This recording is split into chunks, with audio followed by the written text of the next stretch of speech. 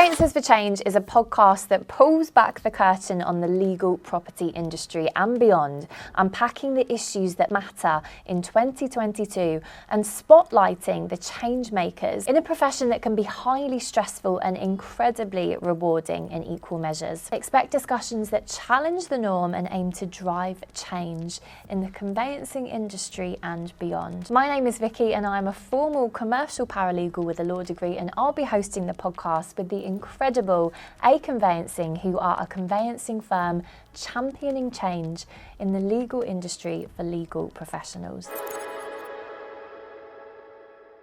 It is no secret that stress and the legal profession come hand in hand. Research suggests that the legal professionals generally experience higher levels of depression, anxiety, stress, and lower levels of mental well-being than members of the general population, which is why it's more important than ever, or it should be more important than ever, that firms and every employer, every company, and more specifically the leaders in those firms and companies, really focus on the happiness and well-being of their staff. In this podcast, we're talking about how investing in people benefits everyone. If you're a team leader, a partner, or a manager looking for new ways to support and invest in your team to produce the best possible results, this one is for you. Today we're joined by Kerry Ireland from Investors in People, and Kerry is an experienced business consultant. And we also have joining us Katharine Saunders, who is a freelance PR and marketing professional with over 10 years experience working with conveyancing firm clients. Okay, so thank you both so much for joining us for another episode on Conveyancers for Change. And this is such an important topic of conversation. Investors in people. We were just saying, I think more than ever, employers need to feel like they are cared for by their managers, by their employers. They need to feel like, okay, I'm going into work each day and I'm supported. So we're delighted to have you both here. Kerry, I'd love to start just asking you a little bit about what it is that you do in your work with Investors for People. Okay, so I'm self-employed. I work directly with Investors in People UK, and what we're looking at really is how well organisations lead, manage, develop and support people. So ultimately, if you're trying to put it into the magic bottle, is making it a better place at work for people.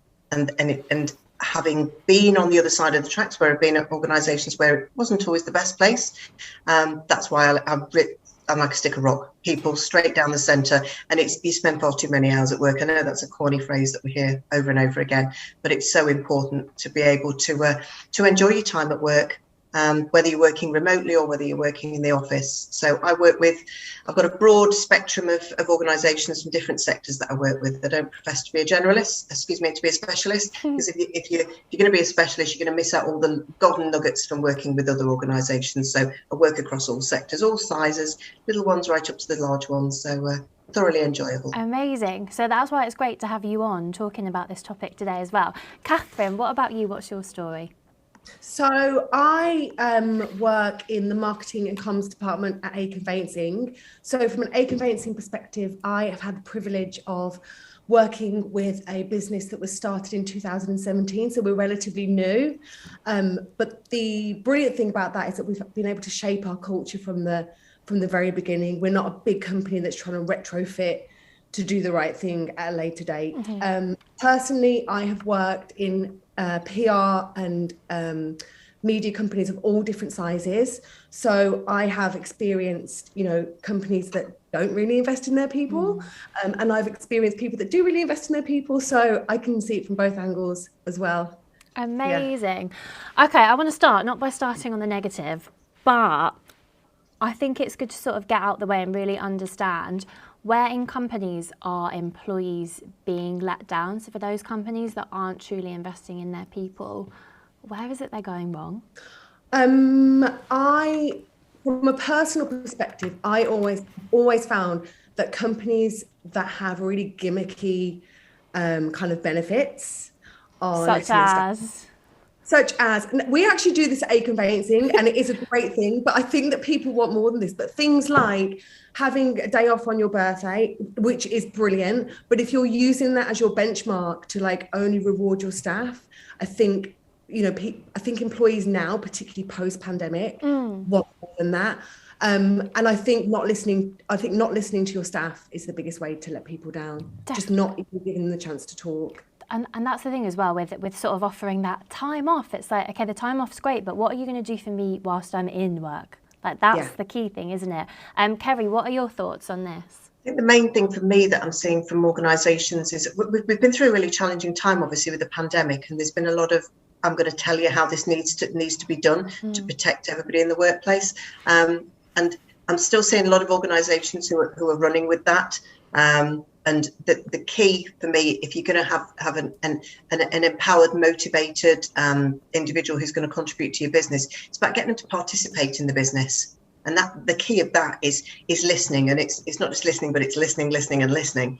I appreciate we can't always jump to it all the time, and I know we've got to keep the business ambition at the centre, because we've got to have a sustainable business. If not, we're not going to have a job for people to work in. But it's really very much about making sure that we've got engaged people. So many organisations are just, like I say, gimmicks. I hear lots of talk about values, and again, values, it's not always what you do, it's how you do it that makes the difference. Yeah. And the values poster on the back of the toilet door, ever seen those ones? These are about, sat down with chiefs of business who, when you ask them about the values, that you can see the colour coming in their cheeks, because what are our values? But when you ask them, what is it like to work there? What sets them apart? What makes them special? They can trot them out. And that's the culture. Exactly. And I've worked at large organisations before that you absolutely have to have values, and it's sort of like printed on the corridors, when you walk in. But actually, when it comes down to it, as an employee, you're like, I don't actually know what this means. What is the actual meaning behind it? It's just words and jargon. And I guess when it comes to talking about investing in people, what does investment, Kerry, actually mean? What does that actually look like? I think for me, it's when people talk about people are our greatest asset. For me, it's people are your only asset. If we haven't got the people in place, we might as well shut up shop and go home. And it's about getting everybody on board, and we're all going together. So it's about sharing your vision with people and getting people to engage with your vision, and being able to, say, participate again, being able to understand why this is a special place to work, getting everybody on board, getting everybody pulling in the right direction. And that's crucial if we can get everybody in that position. And one of the other big ones for me is about understanding people's potential. Yes. So often people will come in because you can do that job. Well, what else do you want to do? If I said to you, where do you want to get to? Where's your destination? People will have a journey that they want to go on. And that involves the journey with an employer at the same time. And if you're just going to stop at the very first stop, we're not going to go any further together. It's not going to be a sustainable business. So it's about taking the time to understand people's potential.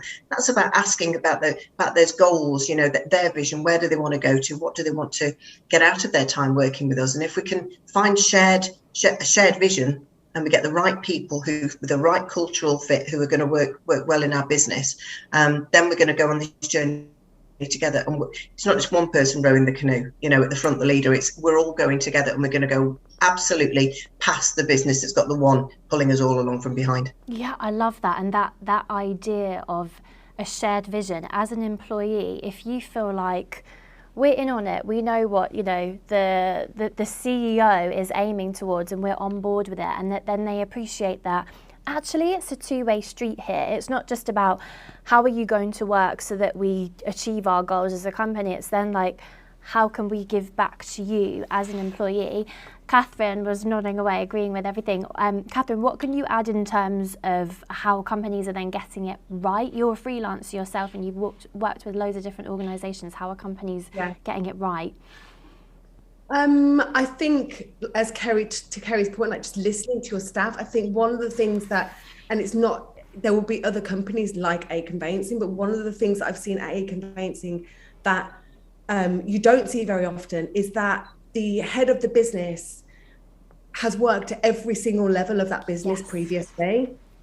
She has been the person answering the phone. She has been the person, fee earning. She has been the person who set up the business. So, and Kerry, I wouldn't want to speak on behalf of you, but I would say that's probably quite rare for the CEO to have worked at every single level. So she really does get what that's like. And I think having that level of understanding for everybody's role, what their day-to-day role actually includes, is something quite unique that Aconveyancing has, yeah. 100%. It was like you've just read my mind, Katharine, because my next point was actually going to be on leadership. And Forbes actually published a recent article saying that empathy is the most important leadership skill, according to research, with it being a powerful antidote that can contribute to innovation, engagement, staff retention, and inclusivity. As someone that, you know, I graduated from university and went into my first job about 8 years ago, leadership's so important. You are constantly looking up to people, and empathy is huge. Having someone that's been through it and can turn around and say, I know what it's like to be in your shoes, here's the support I can offer. I totally agree with that. Kerry, what are your thoughts on the qualities of great leaders? It's the people who empower other people around them. They tap into the potential, they maximise that potential, they take them with them on the journey, and they're not afraid of that person overtaking them. And I think quite often in businesses, it's the ones who are a little bit envious of what's going on around them. Sometimes we really need to be building these people. You know, I could give you quotes, you know, all day long on this kind of things, but people really they don't tend to leave the bad companies. It's the bad leaders. You know, it's like when we go back to school, we remember those really motivating teachers who tapped into our potential, who excited us. I can, you know, on one hand, the amount of subjects that I got really, truly excited about in school, and those would be because those are the teachers that engaged with me and talked to me and found out what I wanted to learn about and what I wanted to understand. It's the same in the business environment every day, that we are all those little children underneath who want to be nurtured, want to be recognised, want to be supported and want to be developed. We all want to go on that journey, and an effective leader is not scared of engaging with people, empowering people and developing those people to achieve the potential. I absolutely love that. It's given me goosebumps a little bit. Katharine, is there anything you'd like to add to that? Yeah, I completely agree with that. Like one of the best companies I ever worked for years ago, the CEO, founder, like his whole ethos was like, I want you to be better than me. My role is for you to leave this company or stay with this company. But he was not afraid of people leaving this company. And he was open, like, I want you to be better than me. I want you to challenge me. I want you to have opinions. And he was by far one of the most inspirational and influential people that I've ever worked with.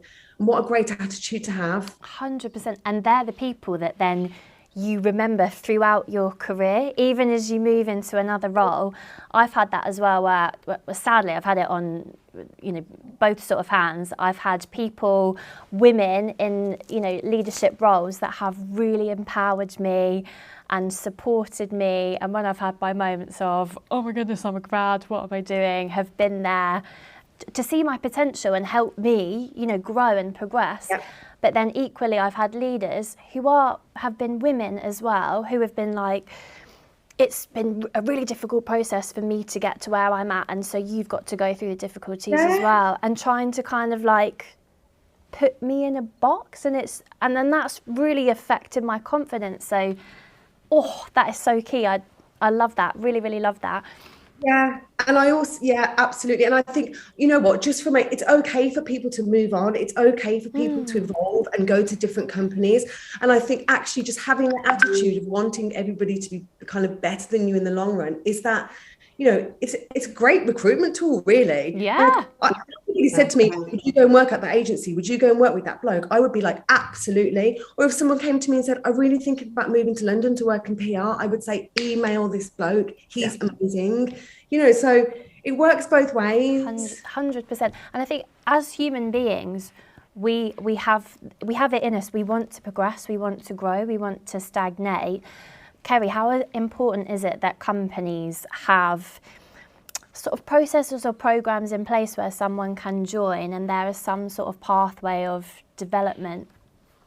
Oh, I love a pathway. I love a pathway. We love a path. One of my favourite areas to look at is when I'm talking to people, when I'm doing an investors in people assessment, is really understanding whether, does the company get where you want to go, what you want to be, and that may be just staying as I am. That's fine, but do the leaders here understand that? So it's very much about being able to to tap into that. And so often you will hear somebody who will come back to me and say, well, they don't really get it, they haven't asked. Or yes, I can map out my journey. And if we can have clarity around that journey, and if we can design and what a high performing leader looks like, knowledge, skills, and behaviours, it allows people who are aspiring to be able to see that's where I need to travel to.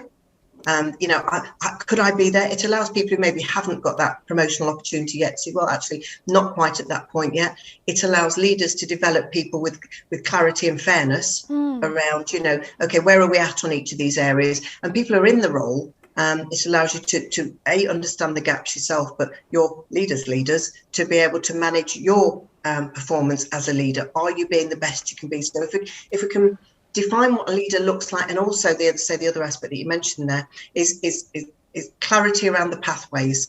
If it is that I come in at this level, where can I go to? Where, are there opportunities for me?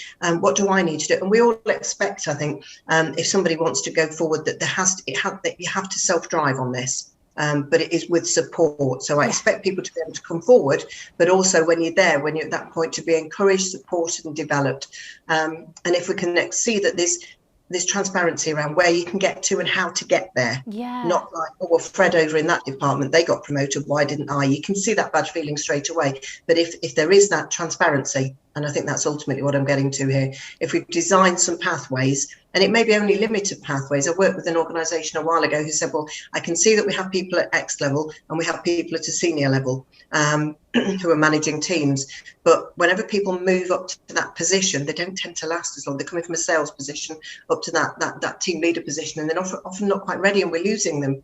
So then what we designed was right, let's have a senior position, the middle camp, so people can be working at a higher level and then progressing when they've earned their time and they've understood the role fully and they've developed further. Then they can progress onto the people management side. Definitely. And it's about having some of those positions in between. As well. And it makes sense, doesn't it, to have those steps in between from the employee's perspective, because then you're kind of given incentives to sort of work your way up and it not feeling like it's a huge jump. Because as you were saying, it's like in the legal world, being a solicitor or a fee earner, the jump to then a managerial role where you're actually not doing, the fee earning sort of work anymore, it's completely different. And then if people aren't given that right support, or if they don't actually really know what to expect from the role and what their responsibilities and targets and goals are, from a confidence perspective, they can then be like, oh my goodness, I can't do it, and they'll leave. So having those steps in betweens, so important. From a well-being perspective as well, because obviously there's the performance and progression element. For the companies that are, especially nowadays, doing it right and looking after the people who are the most valuable commodity, like you say, how are the companies that are doing it right looking after and looking out for their employees' well-being? Kerry, do you want to take that one first? Yeah, happy with that. A lot of companies, I think, during the pandemic have found that they needed to engage with people more, certainly when they're remote working. We need to check in with people more. It became clear, but unfortunately, there's quite a few organisations that it became clear when a problem arose. So they're taking the learning from that now and taking stock from that. And it's amazing how many companies that I'm working with that are keeping a lot of those excellent practices in place. There's kind of coffee and chat moments where we can all get together on a Friday virtually. I do look forward and celebrate the moment when that doesn't have to be virtual. I think the social side's certainly missing for a lot of organisations still. But that opportunity to get people together. I've just recently worked with an organisation where the MD will have two different formats where they communicate. One of them is just literally, I'm going to share with you. I'm just going to say what's on my mind right now, and that goes out to people. It's and very then they brave.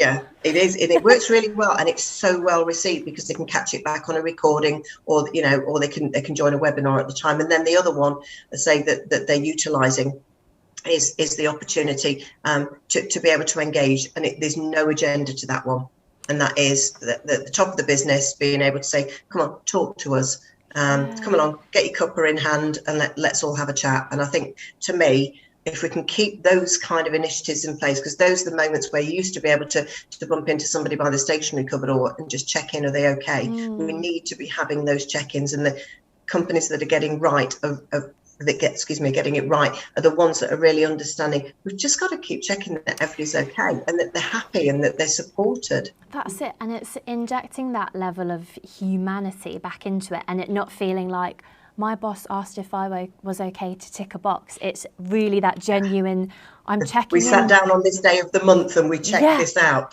What about the other 20 odd days in the month? Exactly. And we've ticked a sheet, and it shouldn't be that way. Exactly, it's that genuine care.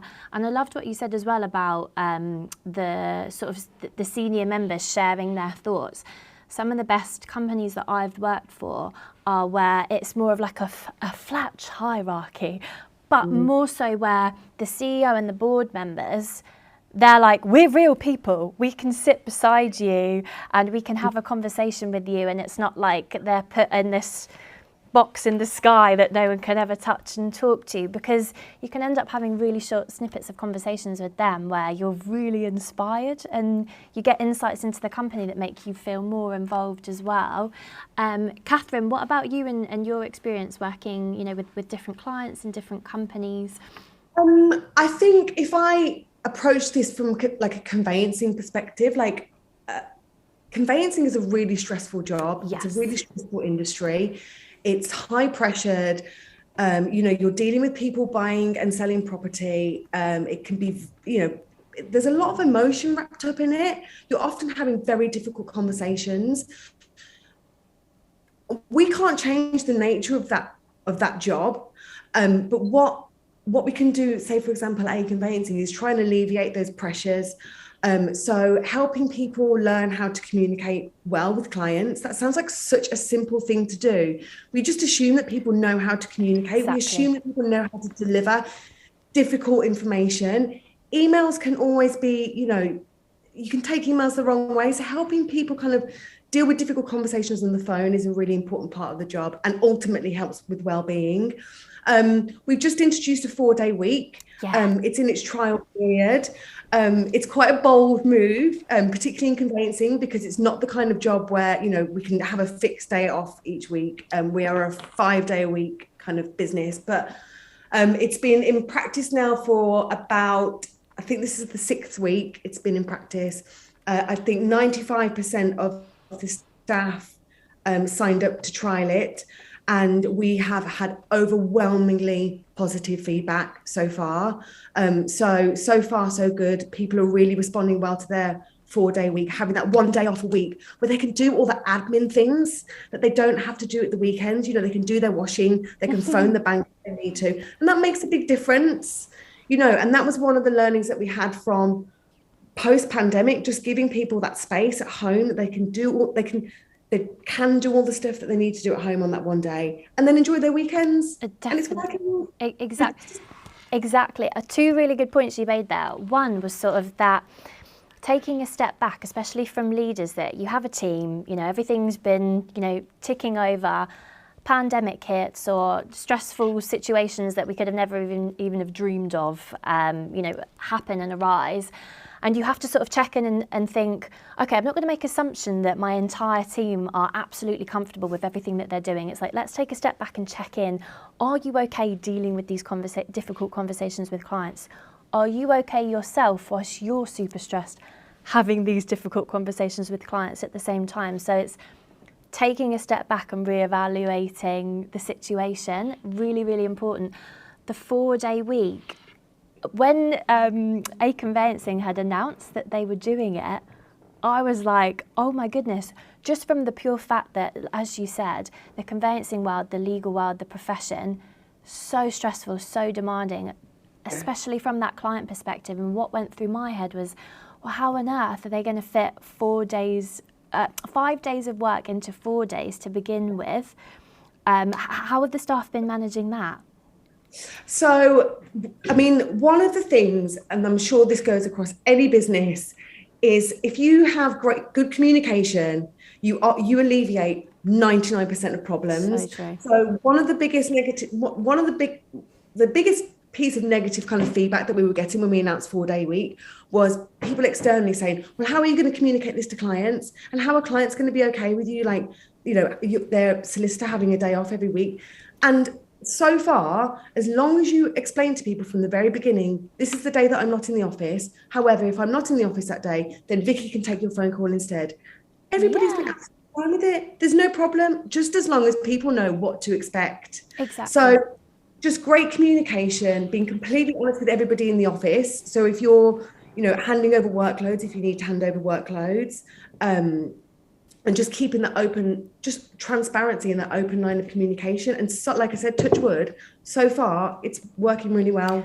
And that's the thing, isn't it? I think that the best companies will be the companies that are open to adapting and being flexible, and like Aconveyancing being like, we want to trial it to see if we can make this work for our staff, and we'll of course then continue to make it a seamless or probably even a more beneficial process for clients, because then when our employees are in, they'll be on it, they'll be focused on their 4 days of work, and then they'll have 3 days where they can disconnect. Or and we were talking in our previous podcast, because we were talking about mums and balancing mum life, parenthood with a career. The mums were saying it's just great to have that day to either actually focus on your family or do the washing, go to the post office, run the rewards are there, aren't there? The rewards are there, and that's what it's about. That's the thing, Kerry, you made the point earlier, like our staff are our biggest asset. Like clients, obviously keeping clients happy is important, but we have to keep our staff happy. Like conveyancing, as I said, is a hard job. The industry has lost so many good people over the last 10 years because of the stresses. Like we have to keep our staff happy, and we have to attract the next generation of conveyancers. And so we're only going to do that if we adapt, if we evolve, and if we trial it. If it doesn't work, we'll still learn something from it. But we just have to be positive, because it is working, and it's working really well. So yeah. It's about continuous improvement, isn't it? And if we can pilot things, if we can trial things, if we can innovate, we are going to be moving forward. And as you say there, when we're talking about, the wants and needs of the workforce now, things have changed so much. People have reflected so much on their work-life balance. I mean, part of the reason why I went self-employed 6 years ago was because of the framework that a standard working environment didn't give me. And obviously I kind of know what I want out of life. And then you kind of get to a point where you think, well, you know what good looks like, and you've had those life experiences. But yes, to me it's about that communication, collaboration. We've all got to, it's all got to be interlinked, hasn't it? We've got to work as a team, and I think for the businesses to get it right is the ones who are piloting and again checking. You've got to keep checking, because what's working now may not work in 12 months time. So you've got to do that ongoing review to make your new plans. They'll continue. Investors in people used to have this lovely cycle, and I've never kind of got rid of this in my mind. You set out your plans, and then you plan it, you do it, and then you review it. You plan it, you do it, you review it, and that's your continuous improvement cycle. So the fact that you're doing it right now after your plans, and that you're going to have this ongoing review with it, and that will build into the new plans. And there may be tweaks, there may be changes, but I think that's the experience I've enjoyed working with Acon is to be able to understand that it's not written in stone here, and it's about what's right for the people. Yeah, and Natalie's mission is to lead change in the industry, and we're only going to do that by trialing different things. And we've had the privilege of working with Kerry, who has helped us put these things in place. To review things, and it's part of our natural cycle now, where we do every 3 months. We check in with our staff. You had a lot of it anyway, Katharine. Just so you know that you had a lot anyway from the inside. You helped us kind of formalise it and to kind of cement it and really make it part of our practices. And that's been kind of, for the business, that's really kind of changed everything, just to help us have this really open conversations across all the offices, especially as we're getting bigger, And that's the thing as well, isn't it? Now you've done it, you're the guinea pigs in the industry, and it is a real, oh my goodness, a conveyancing firm that's done this. But you demonstrating that it works will then hopefully inspire other firms, other companies, other leaders to be like, hang on a minute, this is we're onto a really good thing here, and they can use you guys as the case study, and you're the role model. Yeah, exactly. It's so open to like sharing information and sharing best practice. Like the only way we're going to really make change in our industry, like we can make change as a business, but the only way we're really going to make change is if we bring everybody else up with us, or try to. If we're able to. You've got to showcase though, haven't you, Katharine? You've got to showcase what you're doing, and it's going to need that you're role modelling it here, you're trialling it, everybody's got their eyes on you, see what's going to happen, the impact of the business, the productivity, your staff retention, attracting new talent. How is this going to work out for you? And I think there's a really fantastic opportunity to be able to showcase what you're doing. But I was listening to a podcast that Natalie was on the other day. Actually, I have been doing a little bit more inside target, and it was really interesting talking just to listen to the way that as a leader that she's willing to network, to branch out, and to be able to reach out to other organisations, and the wish to actually influence change. And I can see that, like a stick of rock there. It's really apparent in a way of operating. But you're going to need the other companies to start and turn their heads and start to look at what you're doing. And I think that's through your success. When people see a successful business, and they'll start and that competitor analysis. What are they doing? What's going right? And if you can use, I love the fact that you work with investors in people and using that as a platform. And I certainly hope that investors continue to showcase your talents as an organisation and what you're getting right, because there is an awful lot that's happening that's right there. It's really made a lot of difference to our organisation, actually, getting those kind of frameworks and metrics in place. And like you said, the pathways, but yeah, I hope everyone's watching us. Yeah. If there are, which I'm sure there will be, any leaders of organisations watching this and maybe recognising, okay, I think we may be a little bit stuck in our ways here. Maybe it's time to make some changes. I have a very close friend who is in a head of sales role, and he is kind of stuck at the moment because his director is, this is how we do it. No one's allowed to work from home. Zero flexibility. The human element, it just isn't there. And where's the trust? Yeah, he's finding it really difficult to then champion change and actually, put it into practice so that his team can benefit from it. And his team they're leaving. Yeah. So really, really, really hope that this will absolutely inspire more change in organisations. There was another point that I think you were both making earlier as well, and I can't remember it. It's going to come to me. Whilst I think about it, Katharine, in terms of employment in 2023 and beyond, there's probably going to be way more curveballs thrown at us in the next year. What do you think that will look like? That's a big question. It is a big question. I think employment in 2023, I think treating staff like grown-ups and allowing them to manage their day, whether that's in an office, whether that's from home, whether that's half and half, whether that's flexible working, whatever that looks like. I think allowing staff to take more of a lead in what their day-to-day looks like will be a big push. I'm thinking more staff are asking why. Why should I do that? Why do I need to do that? Why does it need to work that way? And that's one of the big things that sort of sticks out to me as I'm talking to people. I think in 2023 there's going to be more community engagement, more stakeholder engagement, more hybrid working, more reflection. One of the big things that concerns me on the other side of the tracks is kind of a mixed situation here. A lot of organisations, quite rightly, are trying to look for people for the right fit for their business, square peg, square hole, and it's very much about that right cultural fit and more values based. And we can bring some of the more, we can add the skills in later if the person's going to fit with the organisation, which is fantastic, and that's certainly something that we want to see. However, with the problems in the labour market generally at the moment that we're finding, that is then, and certainly I think we'll see it more during 2023, we will see more times where we've got more vacancies as we have at the moment, where we're waiting to fill vacancies. That does have an impact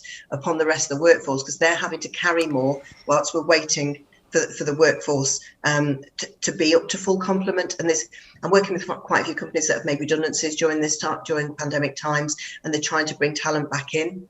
And it is a struggle. It is putting more people under pressure. So there is a great need for that communication, the engagement, and really talking to people, talking to your workforce, telling them where we're going with this. You know, we may be a bit short-handed at the moment, but we've got to get this right, because to be able to work towards the true ambition and aims of the business, and to achieve that, it's really got to be based on good, solid foundations. We've got to get it right. Yeah, and I think to your point that you made earlier about, you know, making changes, or for example, Aconveyancing, they didn't just plough in, we're doing a 4-day week and that's it. We're trialling it, but it's then communicating the changes or the trials with your team so that they feel included, and don't just, you know, come in on a Monday and everything's completely different, or their career pathway is looking completely different now because the business has had to take a turn. So it's that transparency and communication is absolutely key. Katharine, did you have anything else to add?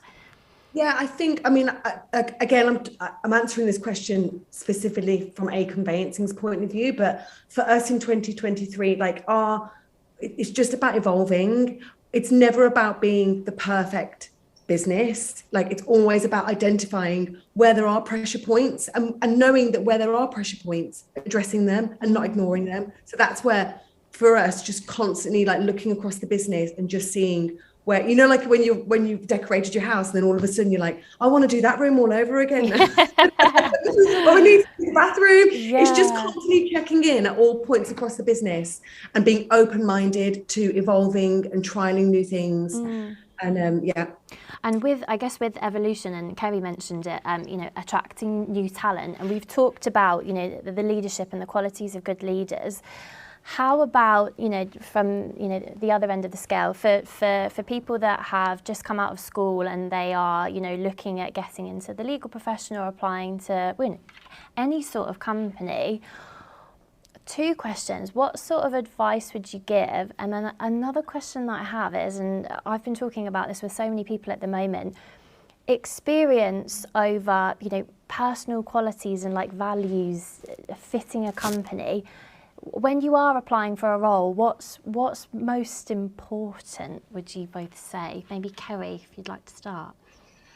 I think the first bit about the advice is you need to interview a company yourself just as much as they're interviewing you. You need to make sure that it's the right fit. We've all got. I spoke to a lady not so long ago who said, "I've always just gone into jobs. You know, I've just fell into them." That doesn't and if help. there is, it doesn't. And as if you're bringing talent to an organisation, you're in the driving seat there, and being able to really make sure that the company has the right fit for you. I know that we're much more on a transient workforce now.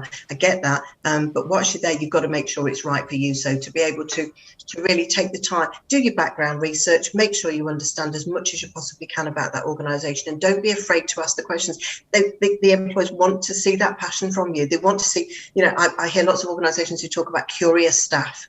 I'm so curious. That's why I do what I do. And it's something that I love to see in other people. Be curious, you know, go and find out, go and ask. Make sure that you have a full understanding as much as you can. You know, ask if you can come and try and spend some time in the business beforehand to make sure it's that fit, because the business owners as well, they don't want to get this wrong. It needs to be right on both sides. It's a contract between 2 parties. And do you want to nip onto that one, Katharine, before I come back onto the other bit? I completely agree with that. I think in 2022, we have the magic of the internet, and we have things like LinkedIn, which when I started looking for work back in like the early 2000s just didn't exist. And so you have this whole world of like, you can do your research, you can find out who works at every level in that company, you can find out what they like, and you know, even really before you walk through the door, if they're kind of your people or not. And as Kerry said, like, you know, it is a two-way conversation. And I think for people looking for roles, even if they're looking for their first job or second job out of university, before you walk through that door, have a think about what your values are, and have a think about, you know, what kind of culture you want to fit into, and answer those questions before you even walk through the door of the interview room. Because I think if you have those rooted, you can use those as a benchmark in so many different companies, and you'll know instinctively. Definitely. If you know what your own values are. And I think that's the thing, isn't it? When you're early on in your career, you're sort of thinking about what job role you're going to do, but you don't really consider the culture and the lifestyle that's you're going to do it. That's going to come with it, and that is such a key factor. To the second point, Kerry, what else did you have to add there? Just thinking about the values side of things, it's I work with a lot of entrepreneurs as well, and I get them to do a bit of a list before when they're starting their business, when they're designing their business, is what will I always do and what will I never do? And often you'll find that they're just the polar opposite of each other. However, it really helps you to understand, because we all know we've been in a situation where something's really affronted your values. You know, your values have been breached. Oh, I don't like that. It doesn't feel right. I'm not comfortable with that. And in an organisation, a lot of organisations now are getting a lot more clarity around the how they do what they do, and if they can get that right, and if you can make sure that it's the right fit, I think we do have sustainable business relationships, and the values should be something that should be able to guide the way to work there. And we mentioned about it very early on here. A lot of people will say, what does it mean to me? What do I need to do to be able to lead on those values? And that's down to leaders to be able to communicate and share that. And I'd love to see lots more leaders and HR individuals to be able to, at that recruitment and selection side of things, is recruiting and selecting on a values basis, to make sure that with I think we can. I'm working with an engineering company at the moment, for instance, and we need qualified engineers to come in. Get that. We do need that level of skill, but we also do need to have the right type of engineers, you know, and that's those behaviours. Lots of organisations that I've worked with in the past will say, you know, we've got one individual, or one or two individuals where it doesn't quite fit, it doesn't work, you know, things aren't going right. If you've designed your values and the behaviours that link into those values, so to be able to, what does it mean to me to be honest or to be curious or whatever it may be, and what do I need to do, and am I measured upon those behaviours? You know, do I give and receive feedback on them? You know, am I rewarded and recognised, linked into those behaviours? I love those side of things. If we can get those right, we're going to be in a much better place as a business. And I guess it's one of those as well. When I first started working with companies, I thought, okay, every company's got to have values, but really, why are they there? And it's one of those that when curveballs are thrown at you know, everyone or at the business, it's the values that get you through it as well, isn't it?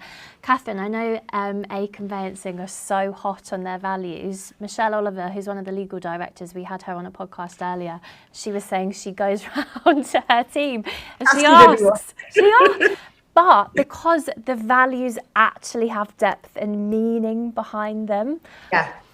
And we actually developed the values as we opened our third office. And it was just before we started working with Kerry, actually. And it was so interesting because we worked really hard to develop the values. We worked with everybody across all of the offices and just interviewed the staff and asked them, you know, how they felt about the company, what was their day-to-day experience like. And when we laid out all of the feedback on the kind of table or the computer screen, we just pulled from that what we could, and that helped craft the value, the mission and the values.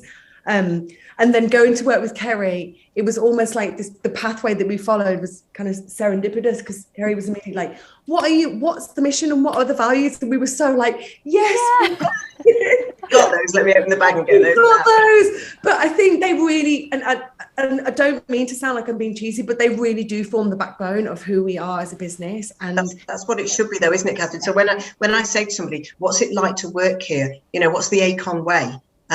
And then people get what it's like to work there, how they need to behave when they're working in that business.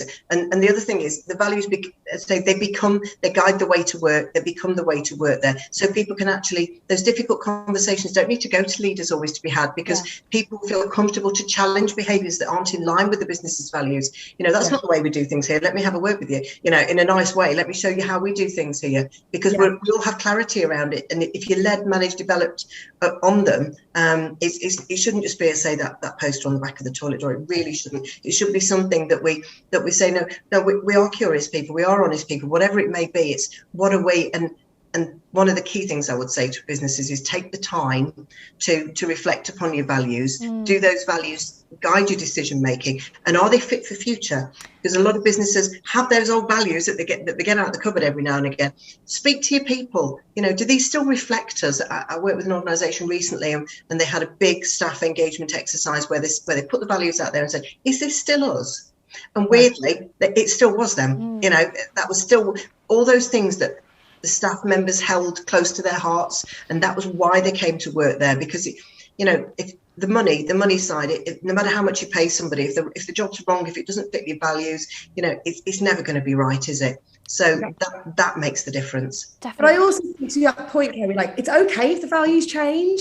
I'm sure at some point in a few years we'll reflect on our own values, and it's okay for them to evolve. We're lucky enough to be a growing business, but we've had our values in from the very beginning. So we're not kind of trying to retrofit anything or shoehorn in words everywhere. We are transparent. We do talk to our staff. We survey everyone every 3 months. We have an investors and people ambassadors meeting. We're innovative. We're doing 4-day week. We really are living our own values ourselves. I think that's got to be the case. I mean, when you think about your values when you were a child, what was important to you then? What made you the person that you are? And if you look at Acon and the way it's maturing very nicely, like a fine wine, I would say as we go through those levels, what I thought as a child, what I thought as a teenager, I'm not going to give my age away at this point, but what the things that I hold dear to me now, and the things that are important to me and guide the way that I operate professionally, are quite different to maybe the 18, obviously only a few years ago, but the 18-year-old Kerry Ireland. They are different, and I think that's the importance, that companies will think, well, this is us, we're just staying put. If you stay put, people will overtake you. People will leave you. We need to be progressing forward, so we do need to reflect upon our values. Are they who we are now? And a lot of businesses have changed. Hopefully the word post-pandemic is appropriate around this time, but a lot of businesses have changed, and it may just be one value is that really us anymore? So it's about keeping those refreshed. Yeah. And it comes down to, again, like you say, just that whole acceptance of we need to evolve, we need to be flexible, and it's going to benefit our staff, but it's going to benefit the success and performance of the business. It benefits everybody. I was going to actually end by asking each of you what you would say for businesses now that are going to take a step back and maybe have a look at how are we investing in our people? What your sort of number one focus area could be? Would it be that reassessment of values, or would it be, I mean, there may be a few things they could do, but maybe if we could just pick one. For me personally, and obviously I'm biased here, I think Investors in People is a fantastic brand to be involved with. That's why I choose to contract with them. And what we can do is we can come in and do a diagnostic with the business, which is around finding out, benchmarking them against the standard. The Investors in People standard is the sixth incarnation. As I say, everything moves forward, everything evolves. We're on the sixth incarnation. It's been going for 30 years now. So think about how much things have changed over that time. So for us to be able to be involved with the business, I've got quite a few businesses who will come to us early stage, we know there's lots to do. Can you come and see where we're at? Can you talk to our people? Can you take your knowledge, skills, experience, and be able to reflect upon our existing practices and then make recommendations about getting us to that level? So the main thing I would say, and say I'm biased, is to bring in a fresh pair of eyes. Yes. Because when you've been so busy on the hamster wheel, is get somebody to come and have a look at your hamster wheel. Is it the right hamster wheel that you need to be on there? Are you operating it in the best way? But always with the business's ambition at the centre. Where do you want to get to? Let a fresh pair of eyes come in and have a look at how you're operating. Are we leading, managing, developing and supporting people effectively? And then make those recommendations. I love that fresh pair of eyes. How about you, Katharine? Yeah, I mean, I agree. I think, Kerry talked earlier about pathways. I think if you're going to have an honest conversation with every member of staff, allowing them to speak openly about either, do they know what their pathway is? Are they comfortable with the one that's in place? Do they want to do something different? But I think, to your point, Kerry, about Investors in People, one of the things that at Aconveyancing that I've personally found it really, really valuable for is that not only does it help you, it helped us put in place pathways and kind of metrics for the staff. It holds us as senior members of the team accountable. what we're saying we're doing, and that's just as important as everybody having, you know, a 3-month review, a 6-month review, so the staff can hold the senior team accountable. I think is just as important, and that's what Investors in People have helped us put in place. Brilliant, because you're not, the good thing is about working with Acon is you're not scared of anything there, and it's when organisations are like, oh, hope she doesn't interview that person, hope she doesn't talk to that person, hope she doesn't see that. Let me see it, because it's a supportive mechanism. It's a business improvement framework based on your people. So if we're talking about a supportive mechanism, if I don't see that, if I don't, you know, and somebody tells me something that's negative, then how can I make a recommendation? Based on, you know, those improvements, and the fact that Acon aren't scared to go, come on, have a look, this is us, come on, have a look and feed it back. And we met recently, didn't we, and we were talking about, you know, the next stage. So the kit bag isn't empty, we've got the next stage. Where do we go now, and just moving through those levels, and I think there's massive potential there. And that's it, isn't it? Like every company, every firm, as much as their employees want to focus on their own personal growth, the business is going to want to grow. And then by doing that work, having a pathway for the business, making sure we've got steps in place to be able to progress, grow, succeed, adapt. Yeah, it's amazing. Thank you both so much. This has been such a good conversation, and I feel like we've only just scratched the surface, so I think we're going to have to both have you back. We're going to have you back. Definitely. Thanks. Yeah. And you too. Thank you for having me. Oh, thank you for keeping looking after us. Oh, no worries at all. It's been such a pleasure, and I feel like I've learned a lot. I feel very inspired right now. So thanks. Bye, guys. Take care, ladies. Bye.